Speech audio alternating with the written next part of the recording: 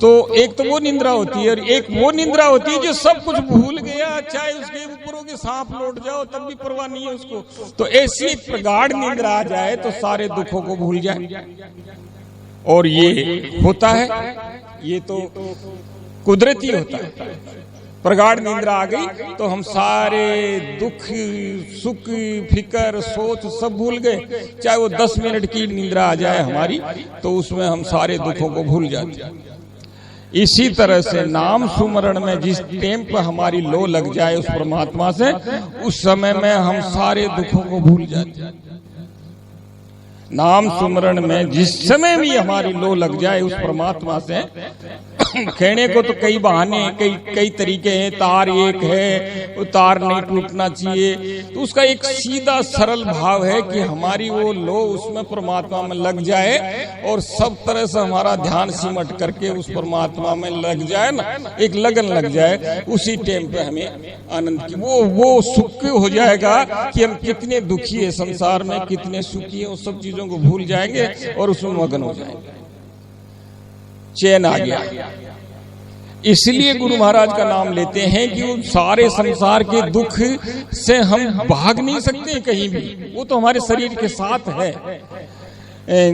मगर वो जो हमारी लगन उस परमात्मा से लग गई, वो एक लो लग गई परमात्मा से, तो हम उन सारे दुखों से छूट गए और मस्त हो गए। हमें ज्ञान नहीं रहता संसार का कि हमें क्या करना है, क्या नहीं करना है। फिर ऐसी स्थिति में अगर कोई घर में बैठ करके ध्यान करता है तो बच्चे आवाज देते हैं, मम्मी उठ जाओ, पापा उठ जाओ, और वो सुनता ही नहीं किसी की। और अगर कभी सुन भी लिया तो ऐसा कहता है ये मुझे क्यों हल्ला कर रहे हैं, वो बंद करता है, चुप रह जाओ। ऐसी स्थिति हो जाती है उसकी। तो ये उस नाम में रमने की स्थिति है। और अगर नहीं रमते हैं और लगन नहीं लगती है, तो लगन नहीं लगती तो दुख भी दूर नहीं होता। और उसका एक सीधा साधा सामने उदाहरण है, आपके सबके शरीरों में बरतता है कि 10 मिनट बैठे तो आलस आते हैं, शरीर दुखता है, बैठा नहीं जाता, उठ जाते, उचाट हो जाता है। कोई 5 मिनट बैठता है, कोई 2 मिनट बैठता है और उचाट हो जाता है मन। और उचाट होते ही हम जैसे बैठे थे वैसे ही उठ गए, कोई लाभ मिला नहीं हमको।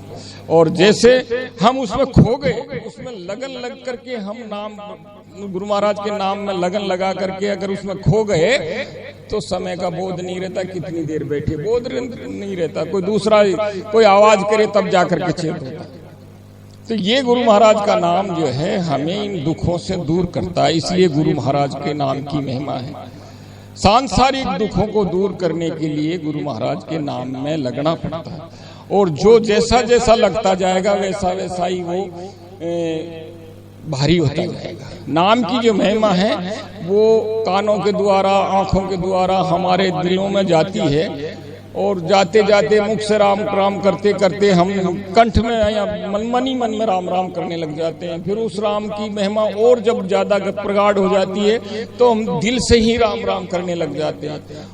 और भी ज्यादा उसकी लगन लग जाती है तो हम और अंदर चले जाते हैं। जहाँ नाम, परमात्मा का नाम जहाँ से उठता है ना, वहीं चले जाते हैं तो वो एक में हो जाते हैं। ऐसी स्थिति नाम की हो जाती है जब हम नाम में रमते हैं। अब नाम क्या है उसका कोई फर्क नहीं, यही नाम जो गुरु महाराज ने दिया है, इसको हम मन से, मतलब जबान से रटते रटते मन से रटने लग जाएंगे, मन से रटते रटते हम हृदय से ही रटने लग जाएंगे। ऐसी स्थिति आ जाएगी तो हम दुखों को भूल जाएंगे।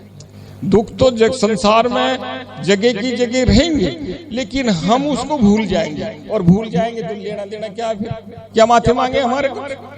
ऐसी स्थिति नाम की होती है। तो ये होती है, अगर एक साथ करोगे तो नहीं संभव होगा, लेकिन उसमें रोजाना लग करके 2 मिनट 5 मिनट लगते रहोगे तो एक दिन ऐसी स्थिति आ जाएगी कि हम संसार के दुखों को भूल जाएंगे। उसके लिए हमारे गुरु लोगों ने कहा है कि जब मन उदास हो जाए, जब तन दुखी हो जाए, मन उदास हो जाए, तो नाम में बैठ जाओ 10 मिनट के लिए और ऐसे रम जाओगे तो ये सारे तन के दुख और मन के दुख दोनों ही दूर हो जाएंगे। करके देखने की बात कर लो। कई बार नहीं लगेगा मन, तन दुखी है तो मन नहीं लगेगा, अगर मन दुखी है तो तन ठहर नहीं पाएगा, ऐसी स्थिति भी आ जाती है। तो ये दोनों स्थिति जब आ जाती है तो शांत नहीं हो पाते। लेकिन इन दोनों को हमें जबरदस्ती, यहाँ जबरदस्ती करने की जरूरत है कि मन को भी जबरदस्ती खींच के लगाना और तन को भी जबरदस्ती बैठाना है। और बैठ गए तो उस नाम में लग गए, लो में लो मिल जाएगी तो हमें शांति मिल जाएगी। ये तो नाम की महिमा है भाई। व्यास मुनि क्यों मनाते हैं, इसका क्या महत्व है, ये तो हमारे जो कथा भागवत करते हैं ये खूब बताएंगे, मैं तो इसका ज्ञाता हूं नहीं।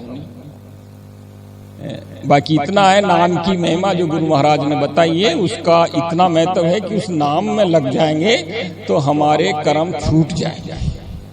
और कर्म के अनुसार ही अगर हम बरतते जाएंगे तो कभी कर्मों का नाश होगा ही नहीं। क्यों कि एक कर्म करेंगे उसका फल होगा, दूसरा कर्म हो गया, तीसरा कर्म हो गया, तो कर्म तो कर्मवार ही है, चलते ही रहेंगे, कर्म कभी कटेंगे नहीं। क्योंकि कर्म से कर्म कभी नहीं कटता है, कर्म तो परमात्मा के नाम में रमने से कटता है। कर्म से कर्म काटोगे तो नहीं होगा। ऐसा प्रमाण है कि भाई कीच से कीच को धोओगे तो नहीं धुलाई होगी, और पानी से धोओगे तो धुलाई हो जाएगी। इसलिए अगर कर्मों को काटना है तो परमात्मा के नाम में रमना होगा। और देखो 4 तरह के लोग हैं संसार में, और 4 तरह के लोग ही परमात्मा को भजते हैं। परमात्मा को भजने की विधि जो है वो एक तो ये है कि हे परमात्मा मेरा ये काम सफल हो जाए तो मैं तेरे जो है मैं तेरी कांकरी फूल लूंगा, मैं तेरा नाम ले लूंगा, मैं तेरे धन वो क्या सत्संग कर दूंगा, भंडारा कर दूंगा, तेरे प्रसाद चढ़ा। प्रसाद के लिए भी वो उसका नाम लेता है कि मेरा ये काम हो जाए। तो लोग ऐसा कहते हैं नारायणी माता तेरे सवामणि चढ़ा दूंगा, मेरा ये काम हो जाए। चाहे वो अपना इष्ट कोई भी माने, हनुमान जी माने, गुरु महाराज माने। एक तो इस तरह की भक्ति होती है कि मैं तेरे प्रसाद चढ़ाऊंगा, मेरा ये काम है, पहली भक्ति कहते हैं इसको। दूसरी भक्ति, ये दूसरी भक्ति है, प्रसाद चढ़ाऊं। पहली भक्ति आर्थ हो जाए कि जब चारों मेर से व्यक्ति हार जाता है तो परमात्मा का नाम पुकारता है कि अब कोई सहारा नहीं है तेरे अलावा, तू ही मेरे को बचाए तो बचाए परमात्मा, मैं तेरे शरण आ पड़ा। ये पहली भक्ति है, वो प्रार्थना करता है। पहली भक्ति में प्रार्थना करता है, हे गुरु महाराज मेरी नैया डूब रही है, इसे तू पार लगा दे। मैं इस नदी में, मैं दुखों की नदी में बह रहा हूं, मुझे मेरी नैया को पार लगा दे। ये पहली भक्ति है, प्रार्थना। गुरु महाराज से पहले प्रार्थना करी जाती है, ये पहली भक्ति है। और दूसरी स्थिति में गुरु महाराज की महिमा करी जाती है। महिमा कब होती है? हे गुरु महाराज आपने बड़ी कृपा करी, नहीं तो मैं इस नदी में बह जाता।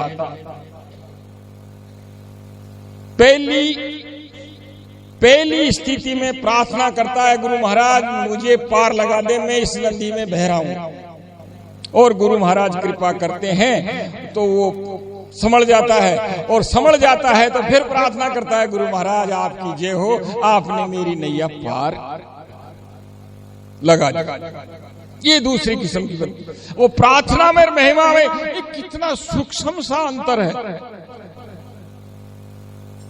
महिमा चाहे वो ईश्वर की महिमा हो, गुरु की महिमा हो, देव की महिमा हो, किसी की भी महिमा हो, सत्संग की महिमा हो। महिमा कब करी जाती है? जब उसकी प्रार्थना कबूल हो जाती है। पहला लक्षण प्रार्थनाओं का है कि प्रार्थना हमने करी थी कि गुरु महाराज हम को बचा, और गुरु कृपा से वो बच जाता है तो कहता तेने बहुत कृपा करी महाराज मुझे बचा लिया। ये पहली भक्ति का लक्षण है। और जब बच जाता है महिमा करता है उसकी, और महिमा करने के बाद में वही हेला मारता है, ले लो रे कोई राम के प्यारे, मैं शोर मचाऊं गली गली, और राम नाम के हीरे मोती मैं बिखराऊं गली गली। ले लो रे कोई राम के प्यारे, शोर मचाऊं गली। वो फिर हेला मार के चेतावनी देता है कि तुम क्या कर रहे हो, अरे मैं इस मार्ग से निकल के आया हूं, तुम राम का नाम ले लो, ये गली गली में बिखरा पड़ा है और मैं गली गली में आवाज दे रहा हूं, तुम राम का नाम ले लो। वो चेतावनी का भाव बन जाता है। प्रार्थना महिमा से जब ऊपर उठ